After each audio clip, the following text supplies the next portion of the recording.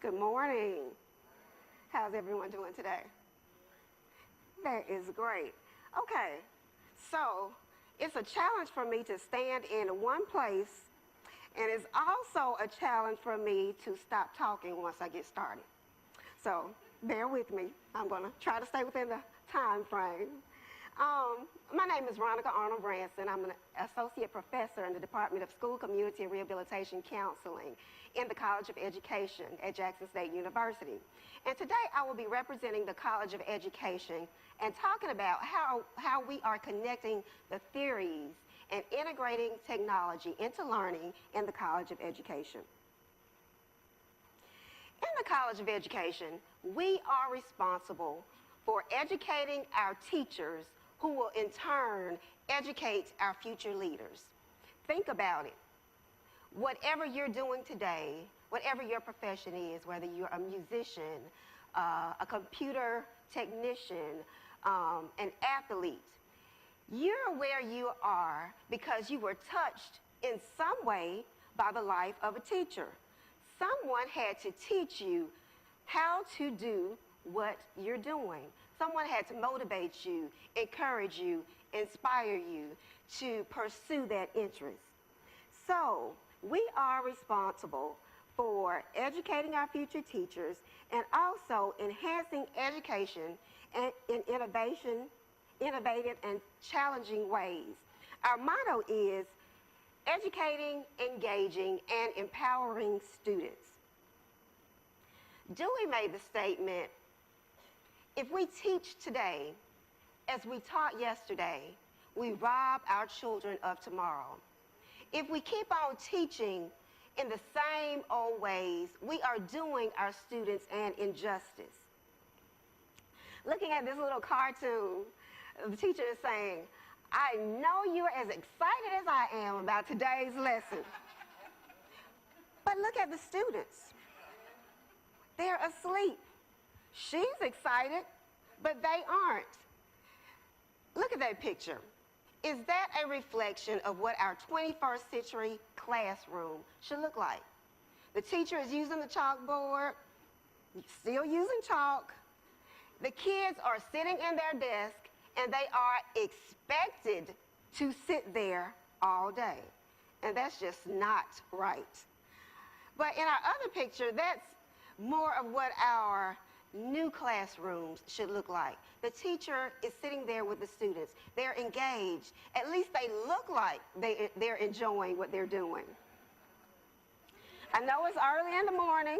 I'm talking about students being bored. Hopefully my audience isn't bored just yet. But today's students, today's children, they have different priorities. Have you ever heard the statement, black is the new white? 40 is the new 30? Well, digital babies are the new baby boomers. Like we've heard over and over again yesterday, kids come into this world knowing how to use technology. My 2-year-old niece knows how to use my iPhone better than I do. And I know that's terrible. But we have to think about the digital divide. When we talk about the digital divide, we talk about a lot of different things. We talk about rural areas not having access to the internet and computers. We also talk about the divide among age groups. In our little cartoon, the dad is saying, hi, sweetie, how was school today? You can read it all about it on my blog, Dad. So there's no communication there. And then in the second picture, he's asking his wife, honey, how do I send this baby picture to your mom's cell phone? And the baby has to answer, saying just attach the photo to email, enter her number, and press send. Our kids today are like, okay, you know, we don't understand what you all are doing. That's why it's so critical to integrate technology into the 21st century classroom and integrate technology with the 21st century learner. You see that picture with the books and paper? That's old school. New school is using the iPad. Kids don't want to carry around all that stuff anymore. But not only should we want to keep up with the new generation, it's also a requirement. A lot of our colleges and universities are governed by accrediting bodies. Our accrediting body in the College of Education is NCATE, which is the National Council for Accreditation of Teacher Education. And they develop the National Education Technology Standards for Teachers, which require that teachers use technology in their classrooms and design learning environments and experiences that support teaching, learning, and curricula. Is there anywhere in that statement that you see the word option or optional? It's no longer optional, it's a requirement. So a theory guides practice, it explains and it guides, explains, and describes educational practice. And in order to educate the 21st century learner, we have to integrate pedagogy, curriculum, learning about educational policy and practice, collaboration. We have to stimulate creative and critical thinking among our students. And learning theories are the core of what we do, but they are not the only reason we do the things that we do. We have so many different learning theories. We have behaviorism, constructivism, we have theories of multiple intelligence. Who are we to say which theory is the right one? There are a lot of things that influence our approach, and we have to think about it. Teacher beliefs are established by experience and influenced by professional context. So when we are teaching our future teachers, we have to remember that our attitudes will influence their attitudes. So if we're resistant to the use of technology in the classroom, what are they going to do? They're going to go back to their classrooms and be resistant as well. There are a lot of basic assumptions to learning that are integral to learning: observation, reinforcement, experience, intrapersonal, interpersonal, experiential learning, instruction. A lot of different things influence practice, but we're talking about how we are making the connection in the College of Education. We are making the connection by enhancing global awareness through advocacy, stimulating creative and critical thinking, using diverse and creative delivery formats, meeting the needs of our non-traditional and our diverse learners through the use of collaboration, professional development, professional learning communities, and nurturing high-quality future professionals. Some of the things that we're doing to integrate all of these things is through the use of ebooks. At least 6 of our faculty members in the College of Education have been involved in the GIFTS Faculty Summer Institute. And although, these institutes were long and we had to ingest a lot of information at one time, the end result was great. We were able to develop our own ebooks. And in our ebooks, we had the flexibility to add the things that we thought were critical to our students' learning. We added links, content that we wanted to add. So we were very flexible in making the books the way that we wanted to make them, which makes a difference.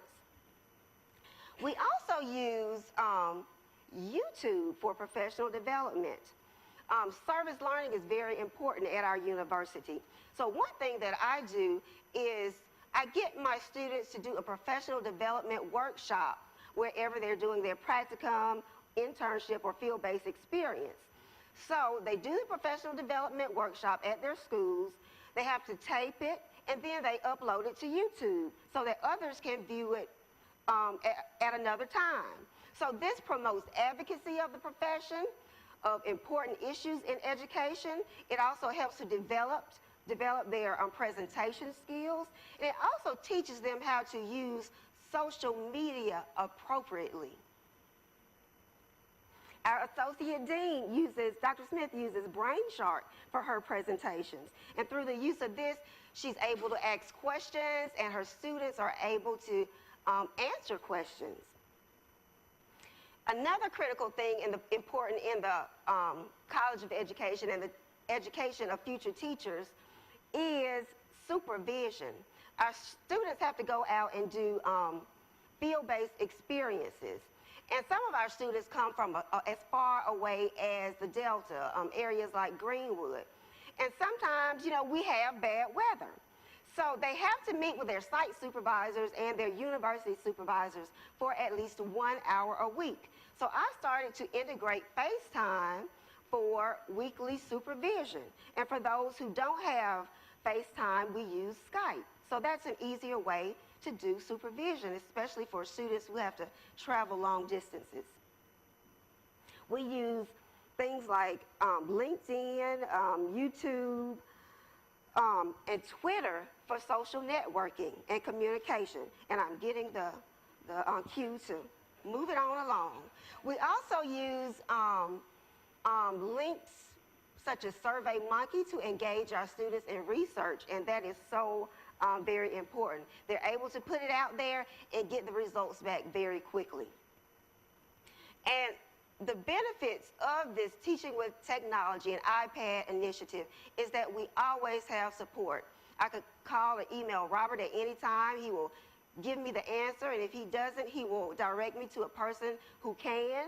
We also have a place in the union where students can go and get help when they need help with their iPads. And finally, I'm going to leave you with, many people say that there are two things in life that are certain: death and taxes. But I want to add one more thing: change. Change is inevitable. CyberLearning is the new learning. And instead of being resistant, join the revolution and know that the things that we do today will influence what happens in our world tomorrow. Thank you.